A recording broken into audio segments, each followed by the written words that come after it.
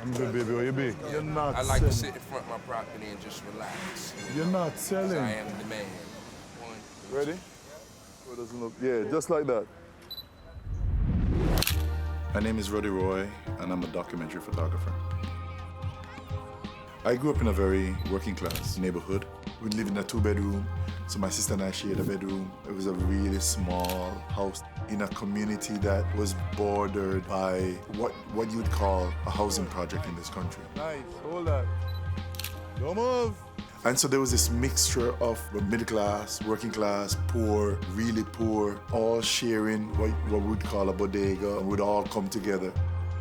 So I was always privy to poverty, marginalized people that had no voice. When I left high school, I did 2 years of community college before going to work for a newspaper. And I did that because I knew that my mom needed a second salary. And I chose something that I thought I could do for the rest of my life, which was journalism. I was always interested in journalism.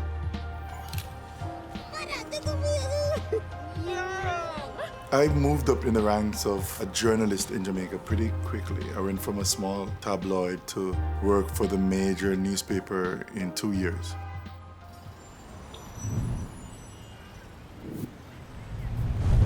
I've been in New York for 20 years. When I first got here, there were a lot of black photographers who were saying, I don't want to do these black stories because I don't want to be pigeonholed as a black photographer. And it is a space that I have stepped out of because I am a black photographer. I'm very interested in how the boroughs are changing, who is displacing who, what happens when the demographic changes. There's a certain group that's leaving the boroughs and there's a certain group that's replacing them. I want to show the two groups and I want to show why. I want to show the difference, the changes that happen when one group replaces the other. I want the audience to make up their minds as to what it is that is happening. So I drive around the boroughs and I see this poster that's on the side of the green slabs and it says work in progress. When I see the green sheetrocks, first thing I think about is change. As soon as my mind goes change, I don't think change for black folk. I immediately think displaced black folk. That's what we photographed when we were driving around. The faces of people who are there and the faces of people who are coming in. A photographer can't photograph everything.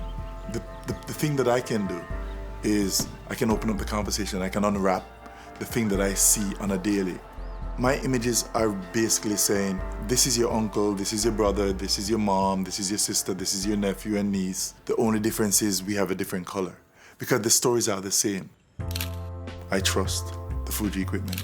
And so when I'm out on an assignment, I know what I need is in the bag. And that makes me not have to worry about whatever circumstances, whatever challenges I will see out on an assignment.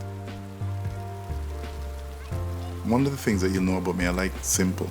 I had an assignment with National Geographic where, without warning, somebody came around with a hose spewing water into the crowd, and I didn't run. I was able to capture about 45 minutes of a crowd being doused with water because my equipment was weather sealed. Some simple things like that sets Fuji apart from all the other brands that are out there. Any photographer who have a high regard for colors, I would say that this is a system for them. I used the GFX-R with a 35mm lens and their zoom lens. The X products are very quick to focus, very precise in their focus. I personally like the GFX platform. When I first shot with the GFX, the colors that came back were so beautiful that I was won. Being able to trust a gear makes me do the work that I do. I trust the Fuji equipment.